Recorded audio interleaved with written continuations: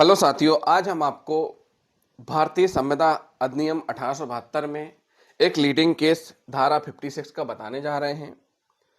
सत्यव्रत घोष बनाम मुन्नी राय and company आदि AIR 1954 SC 44 का मामला है। मामले के तथ्य जानेंगे सबसे पहले, फिर उसके बाद हम आपको बताएंगे कि विचारण न्यायालय का फैसला क्या था, माननीय हाईकोर्ट का फैसला क्या था, माननीय सुप्रीम कोर्ट का फैसला क्या हुआ। स्टेप बाय स्टेप हम आपको सारी चीजें बताएंगे। साथियों, सबसे पहले जान लेते हैं कि तथ्य क्या है, यानी जो वाद प्रस्तुत किया गया वो तथ्य क्या है, वाद के किसके वाद के तथ्य क्या है। होता क्या है इसमें, जो मुन्नी राय एंड कंपनी है, ये एक बहुत बड़ी कंपनी है। मुन्नी राय एंड कंपनी बहुत बड़ी जमीन की कंपनी है। और इनकी जमीन कहां पर है? बड़ा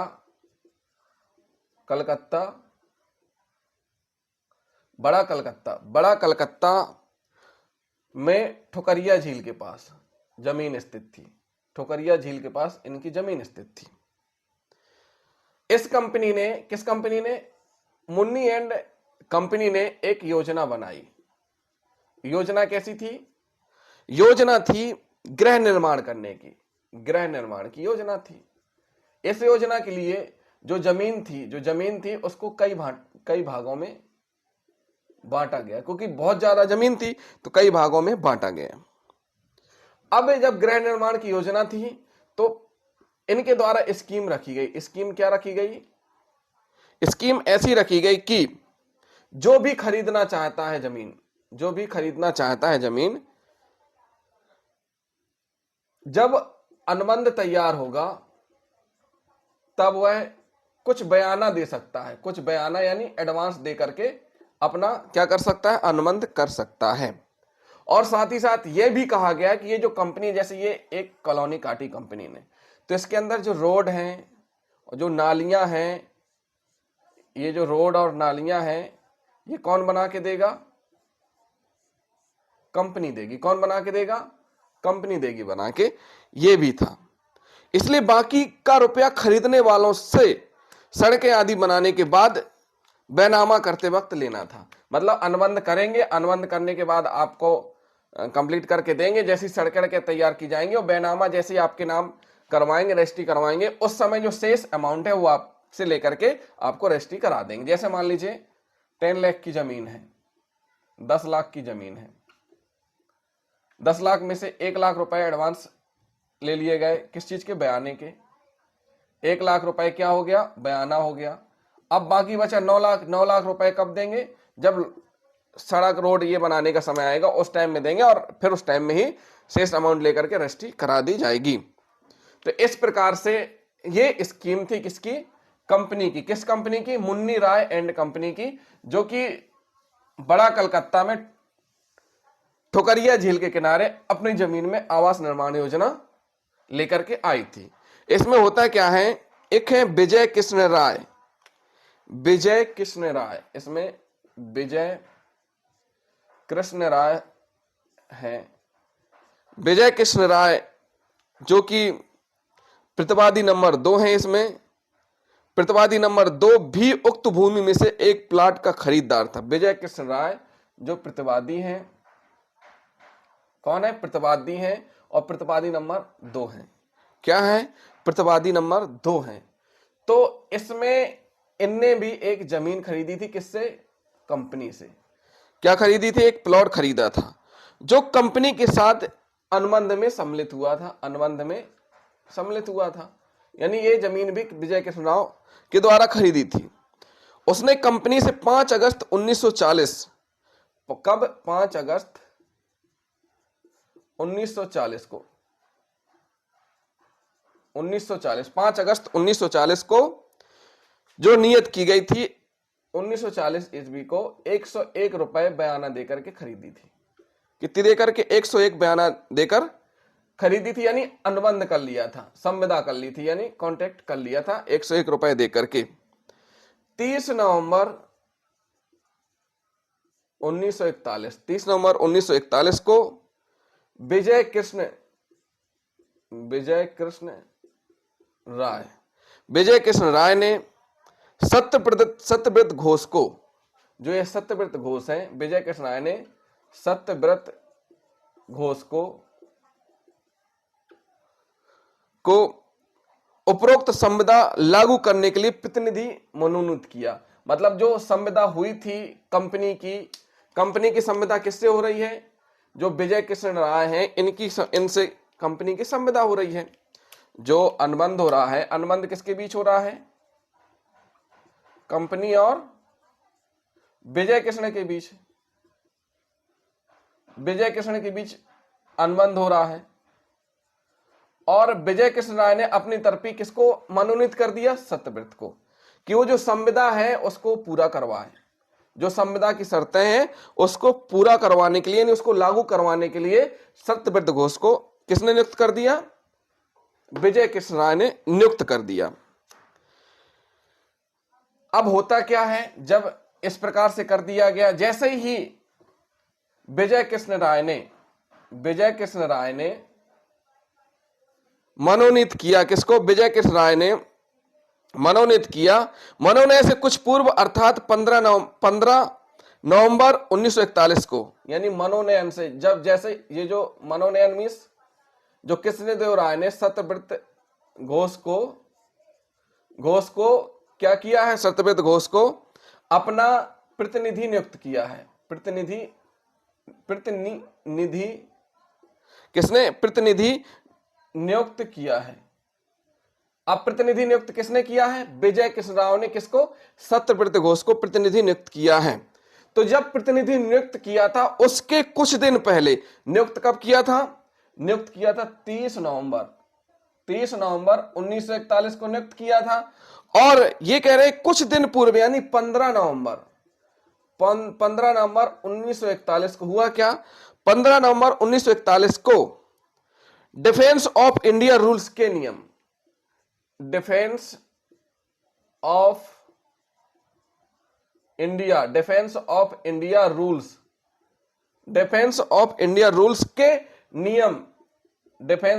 रूल के नियम 27, जो डिफेंस ऑफ इंडिया रूल का 27 नियम है, यानी यह डिफेंस ऑफ इंडिया है, डिफेंस ऑफ इंडिया के कुछ रूल्स है, नियम है, उसका नियम नंबर 27 के अंतर्गत 24 परगना, यानी 24 परगना के जो कलेक्टर थे, 24 परगना के कलेक्टर ने स्कीम की कुछ जमीन सैनिक कार्यों के लिए अधिकृत कर ली। जो कंपनी थी, ये कंपनी ने जो स्कीम दी थी, यानी कि बड़ा कलकत्ता ठुकरिया झील के पास जो जमीन थी,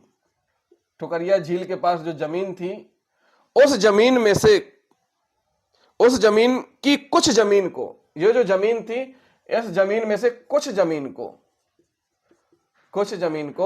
24 परगना कलेक्टर ने सैनिक कार्यों के लिए, किसके लिए? सैनिक कार्यों के लिए क्या कर लिया था? अधिगृहित कर लिया था, यानी कि अब शासन ने अपने कब्जे में ले लिया था, अधिगृहित कर लिया था, यानी उसको ले लिया था। किसने? 24 परगना के कलेक्टर ने आदेश पारित कर दिया था। यानी जब प्रतिनिधि नियुक्त हुआ था उसके पहले ही 15 नवंबर 1941 को ऐसा हुआ था। डिफेंस ऑफ इंडिया रूल्स के 27 नियम के अनुसार 24 परगना के कलेक्टर ने आदेश जारी कर कुछ जमीन को, जो ठुकरिया झील यानी जो कंपनी की स्कीम थी, उसकी कुछ जमीन को सैनिक कार्यों के लिए अधिगृहित कर लिया गया था।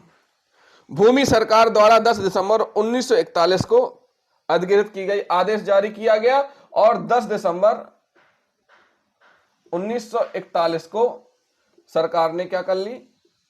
अधिगृहित कर ली, अपने कब्जे में ले ली, तथा स्कीम की बाकी जमीन के हिस्से को भी तीसरे आदेश दिसंबर 1941 को अधिगृहित कर दिया। जो शेष जमीन बची थी, जो शेष जमीन कंपनी की थी, उसको भी सरकार के द्वारा कब ले लिया गया? 20 दिसंबर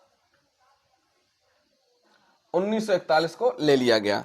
साथियों, जिन लोगों ने खरीदा था, एक सपने सजोए थे कि ऐसा बनेगा घर, वैसा बनेगा, यहां रहेंगे, लेकिन होता क्या है कि डिफेंस ऑफ इंडिया रूल्स के जो 27 का रूल है उसके अंतर्गत 24 परगना के कलेक्टर ने सैनिक कार्यों के लिए कंपनी की कुछ जमीन ले ली, जिस पर 10 दिसंबर 1941 को अधिग्रहण हुआ। उसके बाद जो बाकी बची शेष जमीन थी और 20 दिसंबर 1941 को वो भी ले ली गई। अब होता क्या है,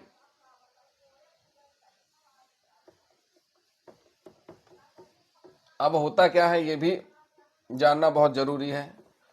तो साथियों, इसमें जो कंपनी है, कंपनी ने नवंबर 1943 में, नवंबर 1943 में कंपनी ने नवंबर 1943 में विजय कृष्ण राय को, किसको, विजय कृष्ण राय को पत्र लिखा। किसने लिखा, कंपनी ने विजय कृष्ण राय को पत्र लिखा। कब, 1943 में।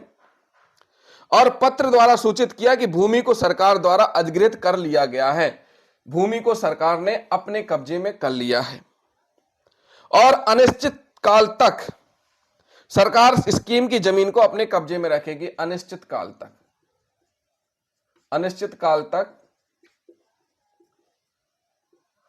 तक सरकार जमीन को अपने कब्जे में रखेगी, अपने कब्जे में रखेगी। यह युद्ध के दौरान हुआ। युद्ध की समाप्ति की कुछ समय बाद तक सड़कें व नालियां नहीं बनाई जा सकेंगी। मतलब उस समय युद्ध चल रहा था, तो युद्ध के समाप्ति के कुछ समय बाद तक सड़कें व नालियां नहीं बनाई जा सकती। जो जमीन थी, जो प्लाटिंग थी, उसकी सड़कें और नालियां नहीं बनाई जा सकती। ऐसा लेटर किसके द्वारा लिखा गया, कंपनी के द्वारा विजय कृष्ण राय को लिखा गया। उपरोक्त परिस्थितियों में जो कंपनी है, ऐसी परिस्थिति में कंपनी ने क्या किया, ऐसी परिस्थिति में कंपनी ने क्रयकर्ता के समझौते को समाप्त कर दिया। जो एग्रीमेंट, अनुबंध हुआ था, इस परिस्थिति में समाप्त कर दिया। किसने, कंपनी ने। किसने, अनुबंध समाप्त कर दिया, जो परिस्थितियां थी उनको देखते हुए।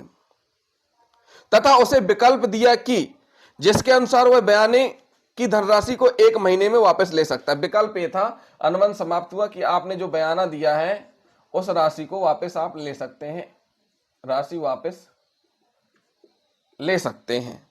क्या कर सकते हैं, वापस 1 महीने में। कितने, 1 महीने में ले सकते हैं, वापस 1 महीने में ले सकते हैं। और यदि क्रयकर्ता समझौते को समाप्त होता ना माने, तब वह इस पत्र के 1 माह के अंदर बाकी रकम देकर बैनामा करा ले। अगर वह अनुबंध समाप्त नहीं करना चाहता है, अनुबंध समाप्त नहीं करना चाहता है, तब वह जो शेष अमाउंट बाकी है उसको देकर के अपने नाम करा ले। साथियों, जमीन सरकार के पास है, सरकार ने अधिग्रहण कर लिया और कंपनी ने एक दिमाग खेला। क्या खेला कि भाई आप अपना बयाना वापस ले लो, हम अनुबंध समाप्त करते हैं। अगर आपको अनुबंध समाप्त नहीं करना है तो फिर आपको क्या करना है, शेष अमाउंट दीजिए और अपने नाम जमीन करा लीजिए। 1 माह के अंदर बाकी रकम देकर बेनामा करा लें और इस समय जैसी भी जमीन है उस पर वैसा कब्जा दिया जाएगा। तथा युद्ध की समाप्ति होने के पश्चात कंपनी परिस्थितियों के अनुकूल सड़कें और नालियां बनाने की जिम्मेदारी अपने ऊपर लेती है। जैसे ही युद्ध समाप्त होगा, अभी जिस हालत में जमीन है उस हालत में जमीन आपको दे दी जाएगी, और जैसे ही युद्ध समाप्त होता है, युद्ध समाप्त होने पर कंपनी की जिम्मेदारी होगी कि वह रोड और नालियां बना के दे। साथियों, 18 अगस्त 1946 को होता क्या है, ये कंपनी ने अपनी तरफ से बोल दिया। अब होता क्या है, 18 अगस्त 1946, 18 अगस्त 1946 को, 18 अगस्त 1946 को वादी ने कंपनी प्रतिवादी के विरुद्ध वाद प्रस्तुत किया, जिसमें 2 अनुतोषों की मांग की गई। यानी कि जो वादी है और प्रतिवादी है। अब वादी कौन है, यहां वादी है सत्यव्रत घोष। किसने मनोनीत किया है, विजय कृष्ण राय ने। प्रतिवादी कौन है, कंपनी है। कंपनी कौन सी, मुन्नी राय एंड कंपनी है। और इसने 2 अनुतोष मांगे, 2 अनुतोष, 2 चीजें मांग की। जो वाद प्रस्तुत किया उसमें 2 चीजें मांगी। नंबर 1 यह मांगा कि संविदा जो 5 अगस्त 1940 को प्रतिवादी नंबर 1 व प्रतिवादी नंबर 2 या उसके मनोनीत व्यक्ति के बीच अब भी स्थिर है, मतलब जो संविदा थी वो अब भी स्थिर मानी गई है। दूसरा, यह कि वादी रकम देकर के संविदा की शर्तों के अनुसार बैनामा कराने या रजिस्ट्री कराने का अधिकारी है। इस बात को प्रतिवादी कंपनी द्वारा लड़ा गया कि मतलब ये जो वादी है ये बकाया रकम देकर के उस चीज को अपने नाम बैनामा करवाने के लिए अधिकारी है, इसको लड़ा गया। साथियों, ये मामला कहां चला? ये मामला चला विचारण न्यायालय में। कहां चला? विचारण न्यायालय में चला। विचारण न्यायालय ने वादी और प्रतिवादी दोनों के तर्क सुने। वादी और प्रतिवादी। विचारण न्यायालय कहां? यानी जिला न्यायालय। विचारण न्यायालय मतलब जिला न्यायालय में। तो वादी और प्रतिवादी दोनों के पक्षों को सुना, तर्कों को सुना। उसके बाद विचारण न्यायालय ने जो प्रतिवादी है यानी कंपनी है, कंपनी जो प्रतिवादी यानी कंपनी है, कंपनी के तर्क को अस्वीकार करते हुए वादी के हक में डिक्री यानी फैसला पारित किसके हक में किया? वादी के पक्ष में, जिसके विरुद्ध प्रथम अपील की गई, जिसे जिला जज ने नहीं माना। फिर इसके खिलाफ उच्च न्यायालय में अपील की गई। अब विचारण न्यायालय की अपील कहां की गई? जिला जज के पास, यानी डीजे, डिस्ट्रिक्ट जज जो होते हैं। देखिए, न्यायालय की जो प्रक्रिया रहती है ये है, मान लीजिए ये डीजे है, ठीक, ये एडीजे है और ये सीजीएम है, ये एसीजीएम है और ये जेएमएफसी है। जब यहां बात प्रस्तुत किया जाएगा तो अपील कहां होगी? डिस्ट्रिक्ट जज में, यहां तक। यानी सीजीएम या एसीजीएम, जेएमएफसी, यहां अगर बात प्रस्तुत किया गया तो प्रथम अपील कहां हो जाएगी? डिस्ट्रिक्ट जज में। अगर यहां बात प्रस्तुत किया गया तो अपील सीधे कहां होगी? हाई कोर्ट में। तो जब यहां पर बात प्रस्तुत किया गया था तो इसकी अपील कहां की गई थी? जिला एवं सत्र न्यायाधीश महोदय के समक्ष अपील की थी। किसने? प्रतिवादी कंपनी ने अपील की थी। प्रतिवादी कंपनी ने जब अपील की तो प्रथम अपील की गई, जिसे जिला जज ने नहीं माना। यहां भी विचारण न्यायालय के फैसले से सहमत हुए जिला जज ने प्रतिवादी की अपील अस्वीकार कर दी। इसके बाद फिर क्या होता है? इसके बाद फिर होती है अपील हाई कोर्ट में। अब देखिए साथियों,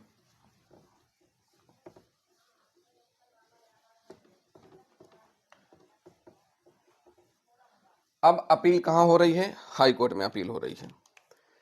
फिर से हम आपको बता देते हैं। देखिए, ये जिला न्यायालय है,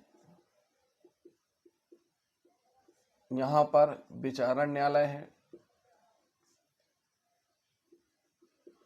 विचारण न्यायालय में वाद प्रस्तुत किया गया, ठीक, वादी और प्रतिवादी, फैसला वादी के पक्ष में डिक्री हुआ, इनके द्वारा अपील की गई। क्या की गई? अपील की गई। किसके द्वारा अपील की गई? प्रतिवादी के द्वारा। कहां अपील की गई? जिला एवं सत्र न्यायाधीश के समक्ष अपील अस्वीकार हुई। क्या हुई? अपील अस्वीकार हुई, यानी कि विचारण न्यायालय का निर्णय कायम रहा। उसके बाद होता क्या है?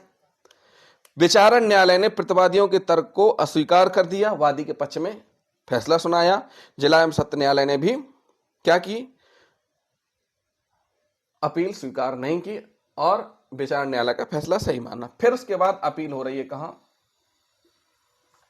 माननीय हाई कोर्ट में। अपील कहां हो रही है? माननीय हाई कोर्ट में। उच्चतम न्यायालय के सामने मुख्य विचारणीय प्रश्न 56 बाद में रखा। ये हम उच्च न्यायालय का पढ़ रहे हैं, उच्चतम न्यायालय भी बाद में आएगा। अपील न्यायालय के बाद फिर सुप्रीम कोर्ट, यानी कि हाई कोर्ट के बाद सुप्रीम कोर्ट। उच्च न्यायालय ने अपील को स्वीकार की। अब देखिए, यहां वादी और प्रतिवादी।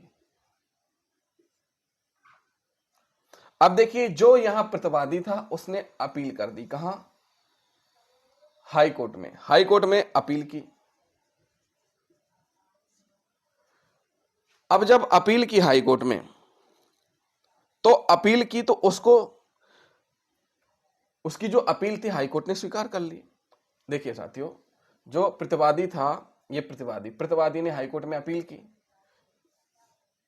ये वादी, प्रतिवादी ने अपील की। प्रतिवादी अपील करता किसके खिलाफ? वादी के खिलाफ। अपील की कहां? हाईकोर्ट में। क्यों? क्योंकि विचारण न्यायालय ने वादी के पक्ष में फैसला दिया, डिस्ट्रिक्ट जज ने भी वादी के पक्ष में फैसला दिया। तो यहां पर प्रतिवादी ने अपील की किसके खिलाफ? वादी के खिलाफ। और न्यायालय ने जो आदेश दिया उस फैसले के अगेंस्ट जब हाईकोर्ट में अपील की गई, तो जो प्रतिवादी जिसने अपील की है, यानी ये अपील करता हो गया, किसके खिलाफ अपील की? वादी के खिलाफ। तो यहां पर हाईकोर्ट ने क्या कहा? हाईकोर्ट ने अपील को स्वीकार कर लिया। अपील को स्वीकार कर लिया। जो प्रतिवादी है इसकी अपील को स्वीकार कर लिया और कहा कि सरकार द्वारा भूमि का अधिग्रहण किए जाने से संविदा का निष्पादन असंभव बन गया है। यानी सरकार ने क्या किया है? अधिग्रहण कर लिया है। जब सरकार ने अधिग्रहण कर लिया है तो उसका संविदा का निष्पादन असंभव हो ही नहीं सकता, ऐसा हाईकोर्ट ने कहा। अतः प्रतिवादी संविदा पालन के लिए उत्तरदायी नहीं है। उच्च न्यायालय के निर्णय के विरुद्ध अपील उच्चतम न्यायालय में प्रस्तुत की गई। इसमें कहा गया जो जिला एवं विचारण न्यायालय का फैसला था वो हाईकोर्ट ने बदल दिया। कहा कि ये प्रतिवादी उत्तरदायी नहीं है और सरकार के द्वारा अधिग्रहण कर ली गई है, इसलिए प्रतिवादी उत्तरदायी नहीं है। अब साथियों बात पहुंचती है कहां? माननीय सुप्रीम कोर्ट में। कहां पहुंच रही है? माननीय सुप्रीम कोर्ट में। अब देखिए यहां पर इनके फेवर में हुआ, इनको निराशा हाथ लगी, व्यथी हो गए। अब यहां पर माननीय सुप्रीम कोर्ट में वादी ने फिर प्रतिवादी कंपनी के खिलाफ अपील की। क्या की? अपील की। जब माननीय सुप्रीम कोर्ट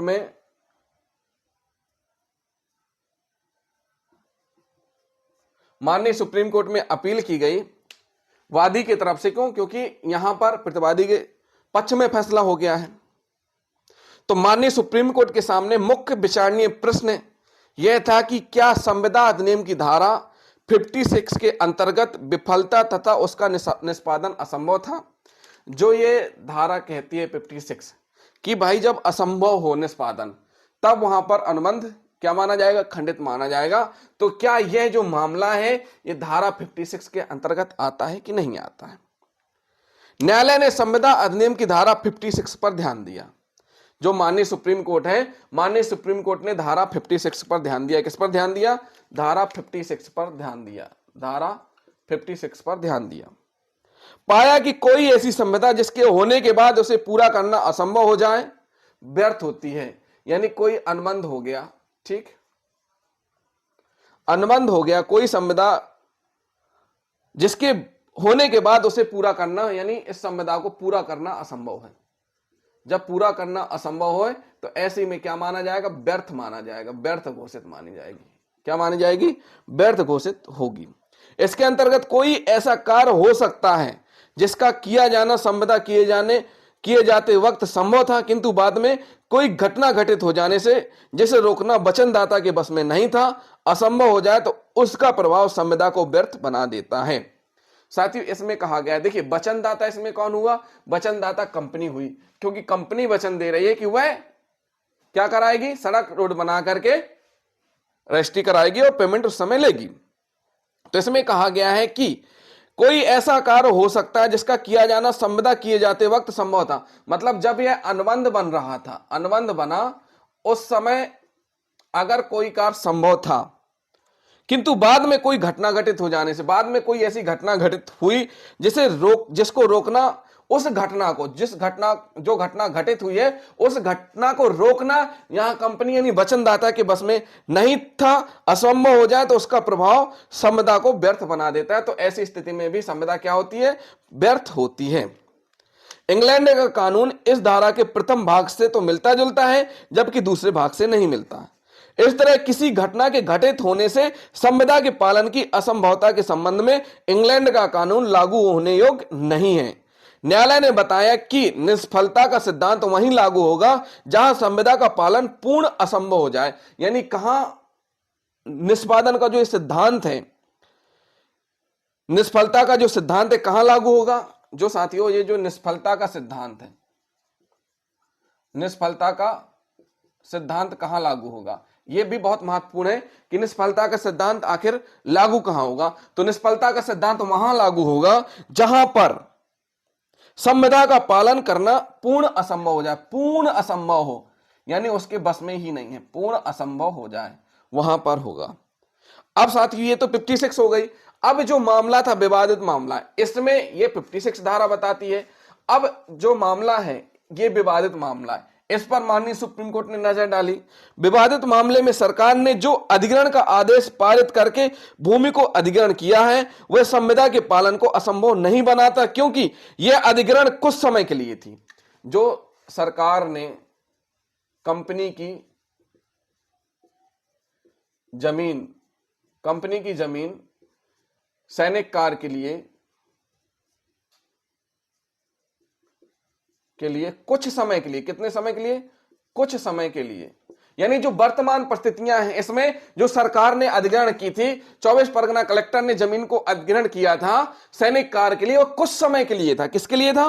कुछ समय के लिए भूमि का अधिग्रहण किया गया था। विवादित मामले में सरकार ने जो अधिग्रहण का आदेश पारित करके भूमि का अधिग्रहण किया था वह संविदा के पालन को असंभव नहीं बनाता, यानी कुछ समय के लिए था जो कि असंभव नहीं बनाता, यानी कुछ समय बाद उस संविदा का पालन किया जा सकता है।